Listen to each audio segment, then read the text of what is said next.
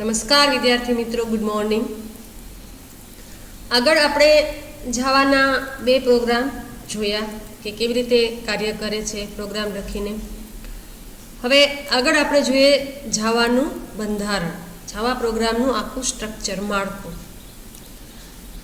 વિદ્યાર્થી મિત્રો, પ્રોગ્રામિંગ ભાષા છે એ સામાન્ય ભાષાઓથી એ રીતે જુદી પડે છે કે પ્રોગ્રામિંગ ભાષાઓની અંદર કઈ બાબતને મંજૂરી છે, કઈ બાબતને મંજૂરી નથી, એ નક્કી હોય છે, એ ચોક્કસ હોય છે. કઈ બાબતને માન્યતા છે, કઈ બાબતને માન્યતા નથી, એ બધું નક્કી હોય છે. તો પ્રોગ્રામિંગ ભાષાના ચોક્કસ નિયમો હોય છે. એ નિયમો શું માન્ય છે, શું માન્ય નથી, એની અંદર નિયમોની અંદર હોય છે. એને પ્રોગ્રામની વાક્ય રચના કહેવાય. જો વાક્ય રચના તો સાદી ભાષામાંય હોય છે, જેમ કે આપણે ગુજરાતી છે કર્તા કર્મ ક્રિયાપદ હોય છે, એવી જ રીતે અંગ્રેજી છે કર્તા કર્મ ક્રિયાપદ હોય છે, ચોક્કસ એનો ક્રમ પણ હોય છે. અંગ્રેજી ભાષા હોય તો તમે માની લો કે નાના અક્ષર લખો કે મોટા અક્ષર લખો તો બેનો મતલબ એક જ થાય છે. જ્યારે અહીંયા પ્રોગ્રામિંગ ભાષાની અંદર એવું નથી. પ્રોગ્રામિંગ ભાષાની અંદર જે બધા કીવર્ડ્સ હોય છે, એનો શબ્દ ભંડોળ જે હોય છે, અમુક શબ્દો હોય છે દરેક ભાષાની અંદર ચોક્કસ, એ નાના અક્ષર હોય તો નાનામાં જ તમારે લખવા પડે. જો તમે મોટા અક્ષરમાં લખો તો એ માન્ય થાય નહીં, તમારા પ્રોગ્રામની અંદર એરર આવે.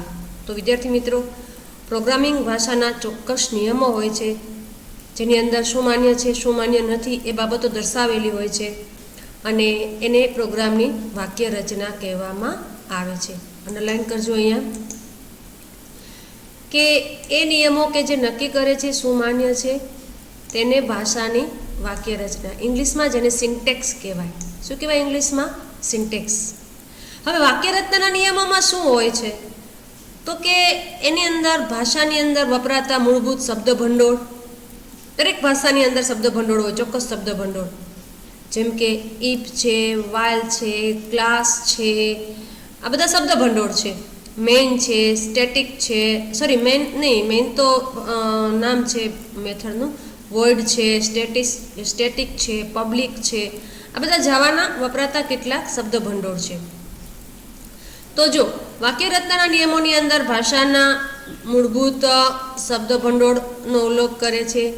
પછી એની અંદર ચલ હોય, પદાવલી હોય, વિધાનો હોય, બ્રાન્ચીસ સ્ટેટમેન્ટ હોય, આપણે આગળ શીખવાનું છે, અત્યારે મૂંઝાતા નહીં કાંઈ. પછી લૂપ હોય, મેથડ હોય, આ બધાનો ઉપયોગ કરીને કેવી રીતે આપણે પ્રોગ્રામની રચના કરી શકીએ છીએ તે આપણને કોણ જણાવે છે? ભાષાના નિયમો, વાક્ય રચનાના નિયમો, સિન્ટેક્સ રૂલ્સ જેને કહેવાય. વાક્ય રચનાની રીતે તમારો સાચો પ્રોગ્રામ હોય તો જ એ સફળતાપૂર્વક કમ્પાઇલ કે ઇન્ટરપ્રિટ થઈ શકે. વાક્ય રચનાની દ્રષ્ટિએ જો તમારો પ્રોગ્રામ ખોટો હોય તો એ કમ્પાઇલ જ થઈ શકે નહીં, અને બાઇટકોડ ફાઇલ ત્યાં સુધી બની શકે નહીં. અહીંયા આપણને જાવા પ્રોગ્રામનું બંધારણ આપ્યું છે, માળખું આપ્યું છે, સ્ટ્રક્ચર આપ્યું છે, તો એ આપણે હવે જોઈએ. વિદ્યાર્થી મિત્રો, અહીંયા આકૃતિ 7.5ની અંદર જાવા પ્રોગ્રામનું માળખું આપેલું છે. જાવાના પ્રોગ્રામની શરૂઆત કરતાં આપણે સૌ પ્રથમ ક્લાસને વ્યાખ્યાયિત કરવો પડે. જો અહીંયા ખાસ ધ્યાન રાખજો, આ ખૂણિયા જે કાઉન્સ આપેલા છે એ પ્લેસ હોલ્ડર છે. હકીકતે આપણે પ્રોગ્રામ લખીએ છીએ ત્યારે એ લખવાના હોતા નથી. સૌથી પહેલાં આપણે આ ક્લાસ છે, જો આ બે કીવર્ડ છે. પબ્લિક જે ક્લાસની વિઝિબિલિટી, દ્રશ્યતા દર્શાવશે, અને ક્લાસને વ્યાખ્યાયિત કરવા માટે વપરાતો કીવર્ડ છે ક્લાસ. આ સ્મોલમાં જ તમારે લખવા પડે. ત્યારબાદ ક્લાસનું નેમ આવશે, એટલે કે ક્લાસનું નામ. ક્લાસનું નામ લખતી વખતે એની આગળ પાછળ ખૂણિયો કાઉન્સ કરવાની જરૂર છે નહીં. જો અહીંયા આપણને કીધું જ છે કે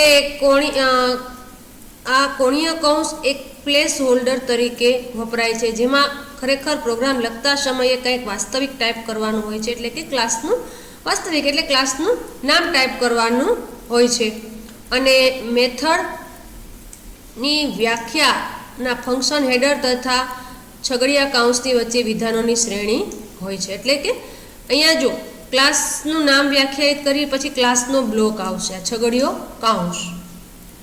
ત્યારબાદ આ જે ખૂણિયા કૌંસની અંદર જે ઓપ્શનલ વૈકલ્પિક છે, વેરિયેબલ વ્યાખ્યાયિત કરવા અને મેથડ લખવી, એ વૈકલ્પિક છે ક્લાસની અંદર. ત્યારબાદ દરેક ક્લાસની અંદર એક મેઇન મેથડ હોય જ છે. આ મેઇન છે એ મેથડનું નામ છે. પછી આ પબ્લિક, સ્ટેટિક અને વોઇડ એ ત્રણેય કીવર્ડ છે. મેઇન મેથડને આપણે વ્યાખ્યાયિત નથી કરવાની. મેઇન મેથડ તો ઇનબિલ્ટ મેથડ છે, પણ એ આખું લખાશે આ રીતે. સ્ટ્રિંગ અને આરજેએસ એક વાક્ય રચનાનો ભાગ છે એવું જાણી લેવાનું આપણે. ત્યારબાદ મેઇન મેથડ દ્વારા જે કાર્ય કરવાના છે, જે સ્ટેટમેન્ટ્સનો અમલ કરાવવાનો છે, સ્ટેટમેન્ટ્સની યાદી અહીંયા આવશે. ત્યારબાદ મેઇન મેથડનો બ્લોક છે. પરીક્ષામાં એમ પણ પૂછાય, જાવામાં બ્લોક તરીકે કઈ નિશાનીનો ઉપયોગ થાય છે? તો છગડિયા કાઉન્સનો. ત્યારબાદ અહીંયા પણ આપેલું છે ઓપ્શનલ, વૈકલ્પિક છે, વેરિયેબલ ડિક્લેર કરવા અને મેથડનો ઉપયોગ કરવો. જાવા પ્રોગ્રામની અંદર ઓછામાં ઓછો એક ક્લાસ હોય જ છે. જો અહીંયા આપણને જાવા બંધારણની સમજૂતી આપેલી છે કે પ્રથમ લીટીમાં ક્લાસનું નામ એ ક્લાસનું નામ છે જેમાં એક મેઇન મેથડ હોય છે. જો ક્લાસનું નામ કોલ કોસ્ટ હોય, અંડરલાઇન કરજો ખાસ, ક્લાસનું નામ કોલ કોસ્ટ હોય તો રૂઢિ પરંપરાથી જાવા સોર્સ ફાઇલનો સંગ્રહ પણ કોલકોસ્ટ ડોટ જાવા નામથી કરવો જોઈએ. અગાઉ પણ મેં તમને કીધું છે કે જે નામનો તમારો ક્લાસ હોય અને જે રીતે તમે ક્લાસનું નામ લખેલું હોય, નાના અક્ષર, મોટા અક્ષર, એ જ રીતે તમારી ફાઇલને સેવ કરવી પડે. નહીં તો સિન્ટેક્સની દ્રષ્ટિએ, વાક્યરચનાની દ્રષ્ટિએ તમારો પ્રોગ્રામ સક્સેસફુલી કમ્પાઇલ થઈ ગયો હશે તો પણ રન થઈ શકશે નહીં. વિદ્યાર્થી મિત્રો, જ્યારે આપણી ફાઇલ સોર્સ ફાઇલ છે કમ્પાઇલ થઈ જાય એટલે જાવા કોલકોસ્ટ ડોટ ક્લાસ એટલે કે ડોટ ક્લાસ એક્સટેન્શનવાળી બીજી ફાઇલ બનશે. અને અંડરલાઇન કરજો, ક્લાસના નામનો ઉપયોગ કરી ફાઇલ ક્લાસને નામ આપવામાં આવે છે. કોલકોસ્ટ ડોટ ક્લાસ નામની ક્લાસ ફાઇલ પ્રોગ્રામનું જાવા બાઇટકોડમાં થયેલું રૂપાંતરણ હશે, એટલે કે મશીન લેંગ્વેજમાં થયેલી ભાષા હશે. જે આપણે રન કરીએ છીએ ત્યારે ડોટ કોલકોસ્ટ એક્સટેન્શનવાળી ફાઇલ છે એનો ઇન્ટરપ્રિટર અમલ કરે છે.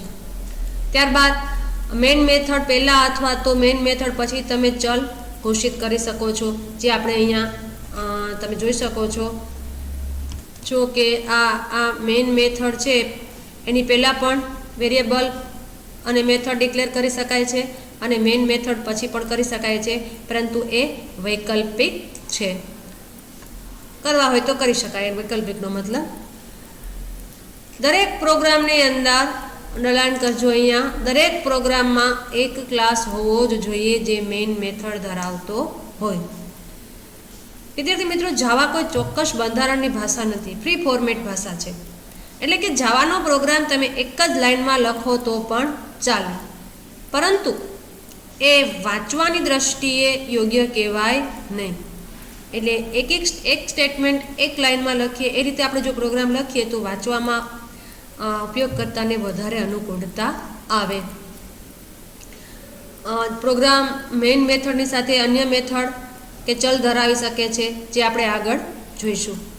હવે વિદ્યાર્થી મિત્રો, આપણે જાવાના કેટલાક વિધાનો શીખવાના છે જે સામાન્ય રીતે મેઇન મેથડના સામાન્ય કાર્યો કરી શકે એવા જાવાના કેટલાક વિધાનો શીખવાના છે, જેની અંદર ડેટા પ્રકાર એટલે શું એ શીખશું, ચલ એટલે શું, લિટરલ કોને કહેવાય, કોમેન્ટ કયા પ્રકારની છે, જાવાના વિધાનો અને પદાવલીઓ શીખશું, અંકગણિતીય પ્રક્રિયકો, સરખામણી માટેના પ્રક્રિયકો, તાર્કિક પ્રક્રિયકો, આ બાબતો હવે આપણે શીખીશું. વિદ્યાર્થી મિત્રો, જેની અંદર સૌપ્રથમ આપણે જોઈએ ડેટા પ્રકારો, જેને ઇંગ્લિશમાં ડેટા ટાઈપ્સ કહેવાય. આગળ આપણે પ્રોગ્રામની અંદર જોયું હતું કે ચલ વ્યાખ્યાયિત કર્યા હતા, તો આગળ આપણે ડબલ બેલેન્સ, ડબલ પ્રિન્સિપાલ એ રીતે આપણે વ્યાખ્યાયિત કર્યું તો ચલને. તો જે ડબલ હતું એ ડેટાનો પ્રકાર હતો, ડેટા ટાઈપ હતી. તો અહીંયા ડેટા ટાઈપ એટલે શું, કેટલા પ્રકારની ડેટા ટાઈપ છે, કયા પ્રકારની ડેટા ટાઈપ ડેટાને સંગ્રહ કરવા માટે કેટલી જગ્યા રોકે એ બાબત આપણે જોવાની છે. તો અંડરલાઇન કરજો એની વ્યાખ્યા. ડેટા પ્રકાર છે, ડેટાનો પ્રકાર છે એ મેમરીનું જરૂરી કદ, મેમરીમાં રહેલી કિંમતનો પ્રકાર, કિંમતનો ક્ષેત્ર વિસ્તાર અને તેની ઉપર શક્ય ક્રિયાઓનો પ્રકાર નક્કી કરે છે. તમે જે ચલ વ્યાખ્યાયિત કરો છો એનો ડેટાનો પ્રકાર કયો છે, એનું કદ કેવડું છે, એની રેન્જ કેવડી છે, એના ઉપર તમે કયા પ્રકારની ક્રિયા કરી શકો એ કોના દ્વારા નક્કી થાય છે? ડેટાના પ્રકાર દ્વારા. ખાસ ધ્યાન રાખજો, જાવા 8 પ્રાથમિક ડેટા ટાઈપ આપે છે. બોર્ડમાં પણ પૂછાય જાવાના પ્રાથમિક ડેટા પ્રકાર કેટલા છે? તો કે 8. 8 સિવાય નહીં છે પણ પ્રાથમિક કેટલા છે? 8.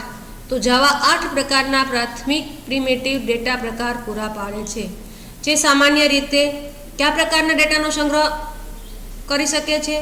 તો કે પૂર્ણાંક, અપૂર્ણાંક સંખ્યા, કેરેક્ટર એટલે એક અક્ષર, અને બુલિયન કિંમતો. બુલિયન કિંમત એટલે ટ્રુ અથવા ફોલ્સ. તો આ રીતે જે 8 ડેટા પ્રકાર છે એ પૂર્ણાંક, અપૂર્ણાંક, કેરેક્ટર અને બુલિયન 4 પ્રકારની કિંમતો છે એનો સંગ્રહ કરી શકે છે. વિદ્યાર્થી મિત્રો, ડેટા પ્રકાર તો 8 છે, પણ મેં તમને કીધું એમ કેટલા પ્રકારના ડેટાનો સંગ્રહ કરી શકે છે? 4. એમાં પૂર્ણાંક અને અપૂર્ણાંકની અંદર રેન્જ આવે કે કઈ ડેટા પ્રકાર, ચોક્કસ ડેટા પ્રકાર છે ચોક્કસથી ચોક્કસ રેન્જ સુધીનો ડેટાનો સંગ્રહ કરી શકે. અહીંયા આપણને એનું કોષ્ટક આપેલું છે એ આપણે સમજીએ. 8 જે પ્રાથમિક ડેટા પ્રકાર છે એનું ડેટાનો પ્રકાર, સંગ્રહની જગ્યા, કિંમતનો પ્રકાર, એનો ક્ષેત્ર વિસ્તાર અને એની પૂર્વ નિર્ધારિત કિંમત. જો અહીંયા આપણને આ 8 ડેટા પ્રકાર આપેલા છે: બાઇટ, શોર્ટ, ઇન્ટીજર, લોંગ. વિદ્યાર્થી મિત્રો, આ જે 4 ડેટા પ્રકાર છે એ પૂર્ણાંક સ્વરૂપની સંખ્યાનો સંગ્રહ કરી શકે છે: બાઇટ, શોર્ટ, ઇન્ટીજર અને લોંગ. જ્યારે ફ્લોટ અને ડબલ છે એ અપૂર્ણાંક, રિયલ, વાસ્તવિક સંખ્યાનો સંગ્રહ કરી શકે છે. જ્યારે કેરેક્ટર પ્રકાર, CHAR ડેટા પ્રકાર છે એ એક અક્ષર, કોઈ ચલની અંદર એક અક્ષર જ આપણે સ્ટોર કરવો હોય તો CHAR ડેટા પ્રકાર. અને બુલિયન, ટ્રુ અથવા ફોલ્સ, બેમાંથી એક, કોઈ પણ એક કિંમત સ્ટોર કરવી હોય તો બુલિયન. જો એ આપ્યું છે પ્રથમ 4 પ્રકારોમાં પૂર્ણાંક સંખ્યા, પછી એ ધન ઋણ હોઈ શકે. ત્યાર પછીના 2 પ્રકારોમાં અપૂર્ણાંક સંખ્યા, અને કેરેક્ટરમાં કોઈ પણ એક યુનિકોડ અક્ષર સમૂહ. યુનિકોડ અક્ષર સમૂહ એટલે યુનિકોડ જે કોડિંગ સિસ્ટમ છે એમાંથી આવતો એક અક્ષર. અને બુલિયન છે એ 2 પ્રકારની તાર્કિક કિંમતો, ટ્રુ અથવા ફોલ્સ, બેમાંથી એક કિંમતનો સંગ્રહ કરી શકે છે. આ જે 8 ડેટા પ્રકાર છે એને પ્રાથમિક ડેટા પ્રકાર કહેવામાં આવે છે. હવે આપણે કયો ડેટા પ્રકારની રેન્જ શું છે, કેટલી કિંમત સંગ્રહી શકે આપણે જોઈએ. વિદ્યાર્થી મિત્રો, જો 8 ડેટાના પ્રકાર છે પહેલી કોલમમાં, બીજી કોલમમાં એ પ્રકારના ડેટાને સંગ્રહ કરવા માટે કેટલી જગ્યા મેમરીમાં રોકશે તે છે. અહીંયા કિંમતનો પ્રકાર છે, કયા પ્રકારની કિંમતનો સંગ્રહ કરી શકે. આ એનો ક્ષેત્ર વિસ્તાર છે કે કયો ડેટા પ્રકાર કેટલાથી કેટલા સુધીની સંખ્યાનો સંગ્રહ કરી શકે. અને આ છે એની પૂર્વ નિર્ધારિત કિંમત. તો વિદ્યાર્થી મિત્રો, બાઇટ ડેટા પ્રકાર છે એ 1 બાઇટ જગ્યા સંગ્રહ માટે રોકે છે. કયા પ્રકારની કિંમતનો સંગ્રહ કરી શકે છે? ઇન્ટીજર એટલે પૂર્ણાંક. કેટલાથી કેટલા સુધીની કિંમતનો સંગ્રહ કરી શકે છે? તો કે -128 થી +127. વિદ્યાર્થી મિત્રો, કોઈ ચલની અંદર તમારે 129 કિંમત એની ચલની તમે આપો અને જો ડેટા પ્રકાર બાઇટ રાખ્યો હશે તો તમારો પ્રોગ્રામ કમ્પાઇલ થશે નહીં, કારણ કે એરર આવશે. કારણ કે બાઇટ પ્રકારના ડેટાની સંગ્રહ ક્ષમતા કેટલી છે? -128 થી 127, અને પૂર્વ નિર્ધારિત કિંમત છે 0. ત્યારબાદ શોર્ટ, 128 થી 127ની અંદરની રેન્જ હોય તો બાઇટ, એનાથી મોટી સંખ્યા હોય તો કયો પ્રકાર પસંદ કરવાનો? શોર્ટ. કેટલી જગ્યા રોકે છે મેમરીની અંદર? 2 બાઇટ. કિંમત, કયા પ્રકારની કિંમતનો સંગ્રહ કરી શકે છે? તો કે ઇન્ટીજર. એની રેન્જ શું છે? -32768 થી +32700. શોર્ટ ડેટા ટાઈપની આપણે વાત કરતા હતા વિદ્યાર્થી મિત્રો. તો શોર્ટ પ્રકારનો ડેટા છે એ મેમરીની અંદર 2 બાઇટ જગ્યા રોકે છે, અને તમારે ચલની અંદર પૂર્ણાંક પ્રકારની, ઇન્ટીજર એટલે પૂર્ણાંક પ્રકારની -32768 થી 32,767 સુધીની જો રકમ સ્ટોર કરવી હોય તો આપણે શોર્ટ ડેટા ટાઈપ છે એ ચલને વ્યાખ્યાયિત કરતી વખતે રાખવી જોઈએ. ત્યારબાદ છે ઇન્ટીજર. આ એન્ટી એ 4 બાઇટ જગ્યા રોકે છે. જો તમે ઇન્ટીજર પ્રકારનો કોઈ ચલ વ્યાખ્યાયિત કરો તો મેમરીની અંદર કેટલી જગ્યા ફાળવવામાં આવશે? 4 બાઇટ. હવે ડેટાનો પ્રકાર પૂર્ણાંક જ હશે. એ ક્યાંથી ક્યાં સુધીની કિંમતનો સંગ્રહ કરી શકશે?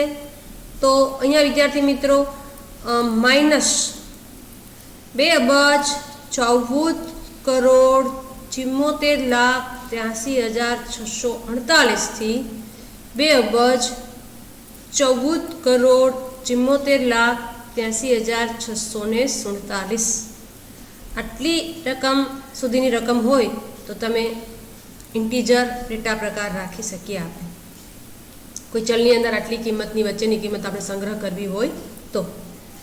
ત્યારબાદ લોંગ. આનાથી મોટી રકમ હોય તો લોંગ ડેટા ટાઈપ રાખવાનો આપણે. અને લોંગ ડેટા પ્રકાર છે એ મેમરીની અંદર 8 બાઇટ જગ્યા રોકે છે. તમે કોઈ પણ લોંગ એ એવો ચલ ધારો, લોંગ એ, તો એને કેટલી જગ્યા ફાળવવામાં આવશે? 8 બાઇટ. અને વિદ્યાર્થી મિત્રો આટલી મોટી રકમ છે 19 આંકડાની કે એને કઈ રીતે બોલવી એ પણ એક પ્રશ્ન છે. કેટલી સંખ્યા થાય? મેં કેમ અહીંયા કીધું કે 2 અબજ 14 કરોડ, એમ અહીંયા તમે ટ્રાય કરજો, બરાબર. ટૂંકમાં આનાથી મોટી 2 અબજ 14 કરોડ 47,83,638 માઇનસથી 2 અબજ 74,74,74,83,647 થી કોઈ મોટી રકમ, બહુ મોટી સંખ્યા આપણે સ્ટોર કરવી હોય તો કઈ ડેટા ટાઈપ પસંદ કરવાની? લોંગ. 8 બાઇટ જગ્યા રોકશે, પૂર્ણાંક પ્રકારની કિંમતનો સંગ્રહ કરશે અને એની પૂર્વ નિર્ધારિત કિંમત કેવી છે? 0. હવે વિદ્યાર્થી મિત્રો આપણે રિયલ વાસ્તવિક સંખ્યા, અપૂર્ણાંક સંખ્યાઓ છે એ જ્યારે કોઈ ચલની અંદર સ્ટોર કરવાની હોય તો એના માટે આપણને 2 ડેટા પ્રકાર આપેલા છે, ફ્લોટ અને ડબલ. ફ્લોટ ડેટા ટાઈપ તમે રાખશો તો 4 બાઇટ જગ્યા ફાળવવામાં આવશે અને એનો કિંમતનો પ્રકાર કયો હશે? રિયલ, વાસ્તવિક સંખ્યા. રિયલ એટલે વાસ્તવિક. ફ્લોટ ને ડબલ છે ને એ પૂર્ણાંક સંખ્યાઓનો પણ સંગ્રહ કરે અને અપૂર્ણાંક સંખ્યાઓનો પણ સંગ્રહ કરે.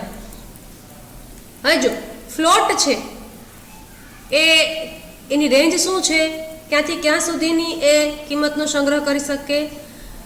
તો કે 7 આંકડાની, 7 સિગ્નિફિકન્ટ ડિજિટ્સ, 7 આંકડા ગુણ્યા 10 પ્લસ ઓર માઇનસ 38 ઘાત, એની જે રકમ થાય એને ગુણતા એવડી કિંમતનો એ સંગ્રહ કરી શકે. 7 આંકડાની કોઈ પણ કિંમત એને ગુણ્યા 10 પ્લસ ઓર માઇનસ 38 ઘાત, એનાથી જે રકમ બનશે એવડી કિંમતનો એ સંગ્રહ કરી શકે. Float data type. અને એની પૂર્વ નિર્ધારિત કિંમત પણ 0 છે. ત્યારબાદ એનાથી મોટી રકમ આપણે કોઈ ચલની અંદર સંગ્રહ કરવો હોય તો એના માટેનો ડેટા ટાઈપ છે ડબલ. ડબલ ડેટા પ્રકાર તમે વ્યાખ્યાયિત કરો, ડબલ પ્રકારનો ચલ, તો એના માટે 8 બાઇટ જગ્યા ફાળવવામાં આવે છે. એનો ડેટાનો પ્રકાર રિયલ એટલે વાસ્તવિક છે, જે પ્લસ અને માઇનસ, ધન અને ઋણ બંને પ્રકારની સંખ્યાઓ છે એ પૂર્ણાંક અને અપૂર્ણાંક બંને પ્રકારની સંખ્યાઓ છે એ સંગ્રહ કરી શકશે. એની રેન્જ શું છે? તો કે 15 આંકડાની, 15 સિગ્નિફિકન્ટ ડિજિટ્સ, એને ગુણ્યા 10 પ્લસ ઓર માઇનસ 308 ઘાત. આનાથી જેવડી રકમ થઈ શકે એવડી રકમ તમે સંગ્રહ કરવા માટે ડબલ પ્રકારનો ચલ વ્યાખ્યાયિત કરી શકો. તો વિદ્યાર્થી મિત્રો આ જે 6 ડેટા ટાઈપ હતી એ આંકડાઓનો સંગ્રહ કરે છે. 4 પ્યોર પૂર્ણાંક સંખ્યા અને 2 છે એ વાસ્તવિક સંખ્યા. બાઇટ, શોર્ટ, ઇન્ટીજર, લોંગ એ 4 છે એ પૂર્ણાંક સંખ્યાનો સંગ્રહ કરે. માત્ર ને માત્ર અપૂર્ણાંક સંખ્યા તમે ઇન્ટીજર a = 5.5 જો તમે આ રીતે વ્યાખ્યાયિત કંઈ કરેલું હોય, ઇન્ટીજર a ઇક્વલ 5.5 આ રીતે તમે કોઈ ચલ ધારો તો એરર આવે. તો શું આવશે? એરર આવશે, કારણ કે ઇન્ટીજર પ્રકારનો ચલ છે એ અપૂર્ણાંક સંખ્યાને સંગ્રહ કરી શકે નહીં. અપૂર્ણાંક સંખ્યા તમારે સંગ્રહ કરવી હોય તો ફ્લોટ અથવા તો ડબલ ડેટા પ્રકાર રાખવો જોઈએ. કોઈ પણ ચલ ડિક્લેર કરતી વખતે સૌથી પહેલાં એનો ડેટાનો પ્રકાર આવશે, પછી ચલનું નામ અને પછી એની કિંમત, એમાં તમારે જે સ્ટોર કરવી છે તે. તો આ રીતે 6 ડેટા પ્રકાર છે, કિંમતો અંકોનો સંગ્રહ કરી શકશે. ત્યાર પછીની જે 2 ડેટા પ્રકાર છે, કેરેક્ટર CHAR ડેટા પ્રકાર, એ વિદ્યાર્થી મિત્રો 2 બાઇટ જગ્યા રોકશે અને એક અક્ષરને એનો પ્રકાર કયો છે? કેરેક્ટર. અને એ યુનિકોડ કોડિંગ સિસ્ટમનો એક અક્ષર, ઓનલી 1 અક્ષર કોઈ ચલની અંદર તમારે સ્ટોર કરવો હોય તો CHAR તમારે ડેટા પ્રકાર વ્યાખ્યાયિત કરવો પડે. આ રીતે તમારે કરવો પડશે. CHAR A ઇક્વલ અને એક અક્ષર છે એ સિંગલ કોમામાં આપણે લખવો પડશે. શેમાં લખવાનું ફરજિયાત? સિંગલ કોમામાં. એ નામનો ચલ ધાર્યો અને એની અંદર આપણે બી કિંમત સ્ટોર કરી અને છેલ્લું એની પૂર્વ નિર્ધારિત કિંમત 0 છે. ત્યારબાદ છેલ્લો ડેટા પ્રકાર છે બુલિયન. બુલિયન ડેટા પ્રકાર માટે 1 બાઇટ જગ્યા ફાળવવામાં આવે છે અને એનો પ્રકાર છે બુલિયન. એની કિંમત ટ્રુ અથવા ફોલ્સ. શું હોય છે? ટ્રુ અથવા ફોલ્સ. અને એની પૂર્વ નિર્ધારિત કિંમત છે ફોલ્સ. વિદ્યાર્થી મિત્રો, આમાંથી ઘણા બધા તમને પ્રશ્ન પૂછાઈ શકે કે જાવામાં પ્રાથમિક ડેટા પ્રકાર કેટલા છે? તો કે 8. પછી એમ પણ પૂછે બાઇટ છે એ કેટલા બાઇટ જગ્યા રોકશે મેમરીની અંદર? બુલિયનની પૂર્વ નિર્ધારિત કિંમત શું હોય છે? આ રીતે તમને આમાંથી પ્રશ્ન પૂછાઈ શકે. એકાદો પ્રશ્ન તો આની અંદરથી હોય જ છે. ત્યારબાદ આ જાવાની અંદર 8 ડેટા પ્રકાર મૂળભૂત છે. એ સિવાયના ડેટા હોઈ શકે, સ્ટ્રિંગ, ડેટ, કેલેન્ડર, પણ એ આપણે આગળના ચેપ્ટરની અંદર શીખશું, એ પ્રાથમિકમાં આવતા નથી. વિદ્યાર્થી મિત્રો, અહીંયા 2 લાઈન આપણે જવા દઈએ, એ તમારે કામની નથી. અહીંથી આપણે તમે જુઓ, અંડરલાઈન કરજો. જાવામાં અપૂર્ણાંક સંખ્યા IEEE 754 ને સુસંગત છે. આ એક ધારાધોરણ છે. અપૂર્ણાંક સંખ્યા અને અંક ગણિતીય પ્રક્રિયાઓને વ્યાખ્યાયિત કરવા માટેનું એક આંતરરાષ્ટ્રીય ધોરણ છે. તો જાવા છે એ આ IEEE 754 ને સુસંગત છે. ત્યારબાદ જાવા યુનિકોડ અક્ષર સમૂહનો ઉપયોગ કરે છે, એટલે કેરેક્ટર ડેટા પ્રકાર છે એ 16 બીટ યુનિકોડ કોડિંગ સિસ્ટમ મુજબ એક અક્ષરને સંગ્રહ કરવા માટે 2 બાઇટ જગ્યા રોકે. 2 બાઇટ એટલે 16 બીટ. 1 બાઇટમાં 8 બીટ હોય. તો 16 બીટની અચિહ્નિત, પ્રિસિઝન એટલે ચોક્કસ, યથાર્થ, અને અચિહ્નિત એટલે સાઇન વગર, કોઈ પ્લસ માઇનસ એવી કોઈ સાઇન વગરનો એક અક્ષરનો સંગ્રહ કરવા માટે CHAR ડેટા ટાઈપનો ઉપયોગ થાય છે. જે જુદા જુદા ઘણી બધી ભાષા અત્યારે દુનિયાની અંદર વપરાય છે, તમામ ભાષાના મૂળાક્ષરો, જો શું કીધું, મૂળાક્ષરોના હજારો અક્ષરોનો ઉપયોગ આપણે અહીંયા કરી શકીએ છીએ. બુલિયન ડેટા પ્રકાર એ કોઈ સંખ્યા નથી, તેને સંખ્યા તરીકે આપણે ગણી પણ શકીએ નહીં.